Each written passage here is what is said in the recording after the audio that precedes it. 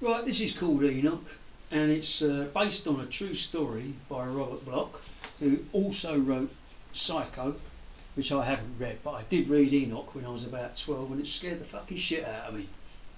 And it's stuck in my mind, and so 50 years later, I've written a poem called Enoch, and it's also about another Enoch, but see if that becomes apparent as I'm reading it. I hope it does. Enoch. From deep in the depths of my memory, a tale long forgotten came back to me.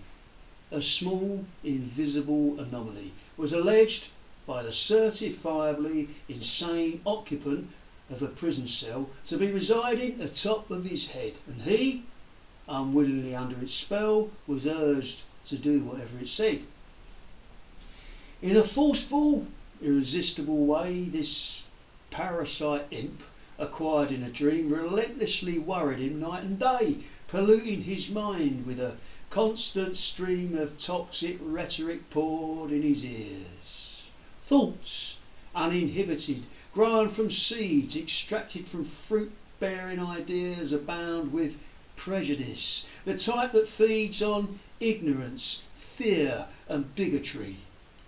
Presently, he with the doctor confides, a cerebral, highly admired MD and criminal psychologist besides. Return if you can.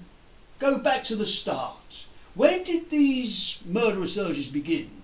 He asked, and on being urged to impart, the murderer shared his secrets with him. I was asleep dreaming when he first came, falling from out of the sky or a tree. He landed on me, announcing his name. I woke up and Enoch was still with me, there on my scalp, like a louse or a tick. At first I thought I was having a kind of breakdown, and there was a lunatic babbling on and on and on in my mind. He's a terrible burden, day and night droning, beware if you have a white face, in a world of yellow, brown, black and white. Yours will become the minority race. Prepare, he demands. The darkest of times are approaching and will shortly be here. He whispers commands, commits me to crimes, and if I ignore him, he'll kill me, I fear. Terrible burdens are far better shared. What is it right now he wants you to do? Said the doctor, and the killer declared, he says he wants me to give him to you. Oh, does he really? That seems pretty fair. Let me have Enoch for a day or two, the doctor suggested, leaving his chair. The murderer, without further ado, complied and bowed for the doctor to take away the burden immediately, and Enoch, being received as a fake, was all but a horrible memory, crowning the doctor now taking his leave. See you tomorrow, both Enoch and I, he said, in the spirit of make-believe, and exited with a final goodbye.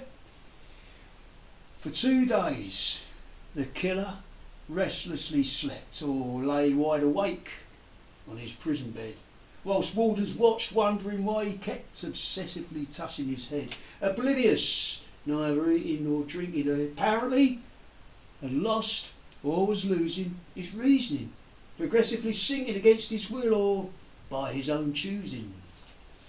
The cell door opened.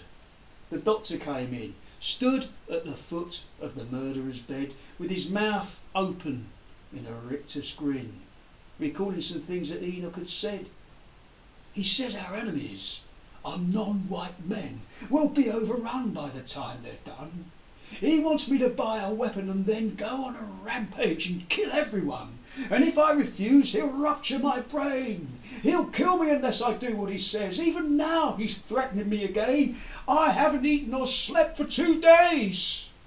The killer said, I told you it was true. Enoch's a prophet and he knows what's best. Try following one of his orders through. Do like he says and he might let you rest. No, said the doctor. Enoch isn't real. This madness is somehow your wicked plan. My purpose in life is to cure and heal. I'm not like you. I'm a peaceable man. And then he collapsed landed with a thud on grey painted concrete, breathing no more. Streams from a river foaming with much blood poured from orifices, flooding the floor. The wardens came in. A streak of white light flew from the floor to the murderer's bed. Quick as a flash, beyond all human sight, Enoch returned to the top of his head. Assuming a look of shock and dismay, the murderer was securely restrained. The wardens lifted and carried away the cadaver, warm, white-coated, blood-stained. An autopsy revealed the doctor's death was caused by a clot and internal bleed. His organs having been studied in depth, the funeral was allowed to proceed. The murderer, incarcerated still from a cell in Broadmoor, started a trend, preparing a far-right funded appeal with the help of his invisible friend.